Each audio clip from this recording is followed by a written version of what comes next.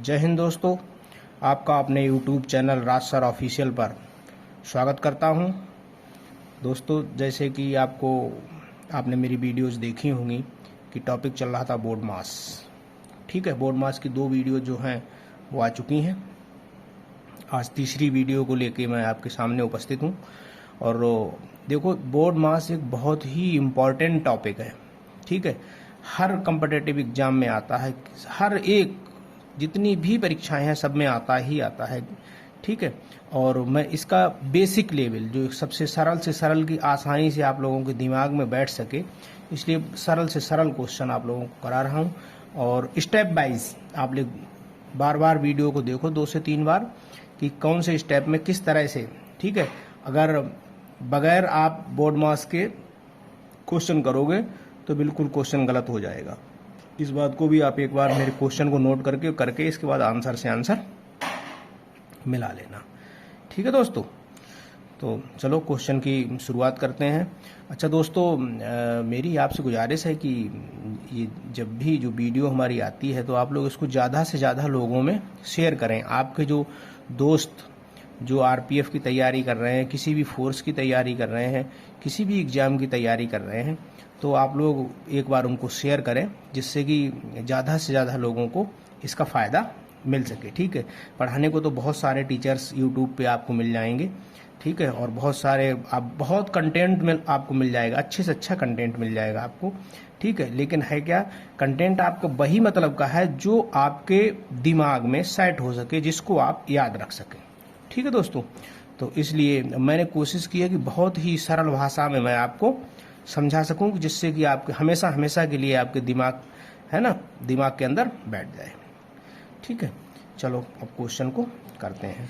देखो, जैसा कि बोर्ड मास, ठीक है, इस शब्द को बिल्कुल एकदम याद रखना है, BODMAS। और इसका हर एक वीडियो में मैंने बताया है कि बी फॉर क्या होता है, ब्रैकेट होता है। ब्रैकेट कौन कौन सी होती हैं? एक बड़ी ब्रैकेट होती है, एक मझली ब्रैकेट होती है, एक सबसे छोटी ब्रैकेट होती है। ठीक है, और जब सॉल्व करते हैं तो सबसे पहले अगर किसी क्वेश्चन में अगर तीनों ही ब्रैकेट हैं, आगे एक क्लास में हम तीनों ही ब्रैकेट लेके आएंगे और किस तरह से ब्रैकेट को सॉल्व करते हैं। ठीक है, अभी तो मैंने छोटी ब्रैकेट को सॉल्व करना आप लोगों को सिखाया है। ठीक है, कि छोटी ब्रैकेट को किस तरह से सॉल्व किया जाता है। अब आगे चल के फिर मैं मझली ब्रैकेट और बड़ी ब्रैकेट, तीनों ब्रैकेट को एक साथ भी सॉल्व करके दिखाऊंगा। सबसे पहले दोस्तों सबसे छोटी ब्रैकेट है, उसी को सॉल्व किया जाता है, अगर तीनों ही ब्रैकेट अगर किसी में दी हुई हो तो। ठीक है, तो इसलिए ये ध्यान रखना है आपने। ठीक है, अब बोर्ड मास सीरीज में सबसे पहले बी आता है, बी फॉर ब्रैकेट, यानी ब्रैकेट को सॉल्व करेंगे। ओ फॉर ऑफ आता है, इसका मतलब ऑफ को सॉल्व करेंगे। डी फॉर डिवीजन आता है, इसका मतलब डिवीजन में पहले भाग को करेंगे। एम फॉर मल्टीप्लाई होता है, इसके बाद गुणा करेंगे। ए फॉर ऐड होता है, यानी जोड़ेंगे। ठीक है, एस फॉर सब्सट्रैक्ट होता है, यानी घटाएंगे। ये चीज आपने याद रखनी है। ठीक है, अब जो क्वेश्चन है 5 of 1/5 plus 4 multiply by 3 minus 2 plus 5 minus bracket शुरू 8 डिवाइडेड बाई 2। ठीक है, अब इसको क्या करना है, सरल करो। हिंदी में लिखा हुआ आता है कि इस क्वेश्चन को क्या करो, सरल करो। सरल करो का मतलब है कि इनको सारे को सॉल्व करो। ठीक है, अब इस क्वेश्चन में अगर आप बोर्ड मास के बगैर करोगे तो 100% ये क्वेश्चन क्या हो जाएगा, गलत हो जाएगा। ठीक है, तो इस क्वेश्चन में बोर्ड मास रूल को ठीक है लगाते हुए और क्वेश्चन को करते हैं। ठीक, अब फर्स्ट स्टेप में हमने जैसे ही कहा कि ब्रैकेट को हटाएंगे। ठीक है, तो 5 of 1/5 plus 4 multiply by 3 minus 2 plus 5 minus 8, और यहाँ पे देखो डिवाइड था, है ना, तो ब्रैकेट के अंदर डिवाइड है तो ब्रैकेट को सॉल्व करेंगे। 8 डिवाइड बाई 2। ठीक है, 2 से इसको काट दिया हमने 4। ठीक है, ब्रैकेट को पहले सॉल्व कर दिया। अब देखो 5 of 1/5 plus 4 multiply by 3 minus 2 plus 5, अब ये माइनस था, 2 से काट दिया तो 4 हो गया। ठीक, अब सेकेंड स्टेप में हम क्या करेंगे, ऑफ को सॉल्व करेंगे। 5 इंटू 1/5, 5 से 5 कट गया, यहाँ क्या बचा, 1 बचा, plus 4 multiply by 3 minus 2 plus 5 minus 4, यहाँ पे ऑफ को हमने क्या किया, सॉल्व किया। ठीक, अब नेक्स्ट स्टेप में हम क्या करेंगे, डिवीजन, है ना। अब इसमें डिवीजन कहीं है नहीं, ठीक है, तो 1 + 4 × 3 -2 + 5 - 4। अब थर्ड स्टेप में हमने क्या किया, मल्टीप्लाई है उसको खत्म करेंगे, मल्टीप्लाई कर देंगे।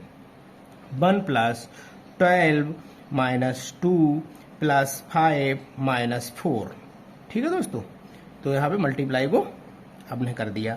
अब स्टेप 4 में जितने भी प्लस प्लस वाले हैं उनको एक साथ जोड़ लेंगे। देखो 1 और 12 13 हो गए, और ये भी प्लस के हैं, ये देखो 5, ठीक है, प्लस के 5, ये देखो माइनस के 2 हैं, ये माइनस के 4 हैं।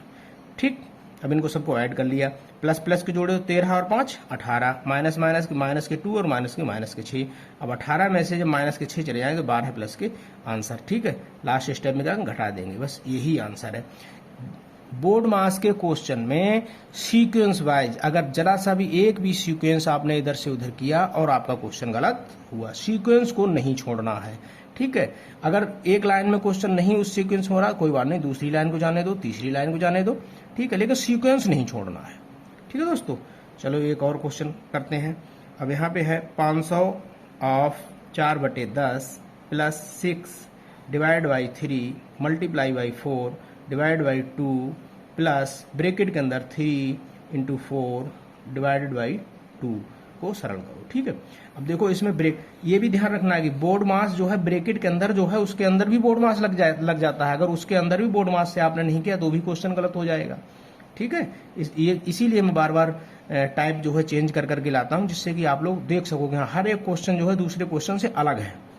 ठीक है, और बहुत ही सिंपल क्वेश्चन है, क्योंकि टफ लाएंगे तो उसको दिमाग में सेट होने में आपको टाइम लगेगा, समझने में उसको टाइम लगेगा। ठीक है, जितना सिंपल होगा उतने अच्छे से समझ पाओगे, और इसके बाद जब प्रैक्टिस करोगे तो एकदम सारा सब कुछ ठीक हो जाएगा। ठीक है, 500 × 4/10 + 6 divide by 3 multiply by 4 plus divide by 2 + 3। अब ब्रैकेट को सॉल्व कर रहे हैं। ठीक है, देखो ब्रैकेट को 3 × 4/2, क्योंकि ब्रैकेट के अंदर सबसे पहले क्या होना है, डिवीजन पहले होना, मल्टीप्लाई बाद में होगा। ठीक है, तो 4 को 2 से काट दिया। ठीक है, ब्रैकेट सॉल्व हो गई। अब नेक्स्ट स्टेप में यहाँ पे देखो 500 है ना, 500 है × 4/10, अब एक 0 से एक 0 कट जाएगा, plus 6 divide by 3 multiply 4 divide by 2 plus, अब यहाँ पे देखो अब मल्टीप्लाई में आ जाएगा, ये कट गया तो 3 मल्टीप्लाई बाई 2। अब यहाँ पे क्या करेंगे, ऑफ को सॉल्व करेंगे। ठीक है, अब आपको जब सॉल्व किया 0 0 कट गया, यहाँ 50 रह गए, यहाँ 50 रह गए, इस 0 से 0 कट गया 50, 50 मल्टीप्लाई बाई 4, ये 4 बचे, plus 6 divide by 3 × 4 divide by 2 plus 6। ठीक है, अब आप यहाँ पे आ जाओ, 50 को आपने 4 से मल्टीप्लाई करोगे, प्लस यहाँ पे डिवीजन, अब डिवीजन पहले होगा तो 6/3 मल्टीप्लाई 4/2, 2 से 4 कट जाएगा और 3 से ये कट जाएगा। ऐसे डायरेक्ट काटोगे तो गलत हो जाएगा। ठीक है ना, क्योंकि यहाँ डिवीजन था। ठीक है, इस डिवीजन को ध्यान में रखना है, प्लस 6 डिवीजन को पहले करेंगे। अब जब 50 को 4 से करोगे मल्टीप्लाई कितना हो जाएगा, 200, प्लस यहाँ पे 3 दूनी 6 काट दिया, 2 दूना 4 काट दिया, तो 2 मल्टीप्लाई बाई 2 हो जाएगा।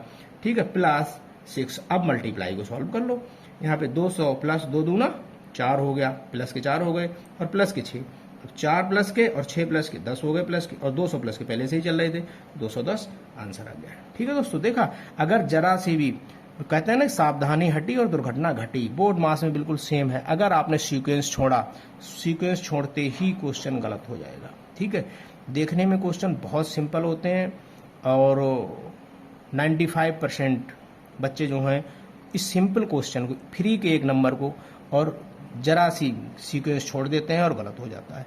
तो आप लोगों ने सीक्वेंस को बिल्कुल नहीं छोड़ना है, सीक्वेंस में ही चलना है, क्वेश्चन को सीक्वेंस से ही करना है। ठीक है, और बहुत अच्छे से 2 से 4 क्वेश्चन आते हैं।